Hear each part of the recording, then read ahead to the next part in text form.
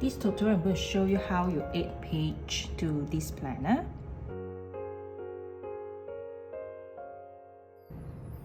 So let's go to this June, and I have a date. I go to the 1st of June, and we know after 1st June it's 2nd June, but I want to add one page in between of these two spreads.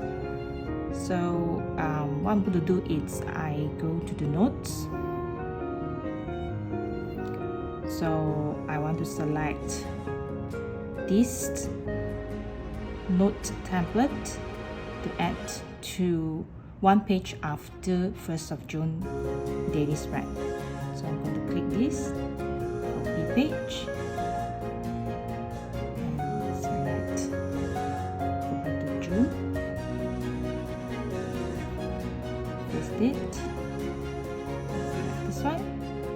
So I'm going to add a page in between these two pages. So click this one, add the page after, and paste the page. Right? So when you go back, you can check you add a page in between 1st June and 2nd June.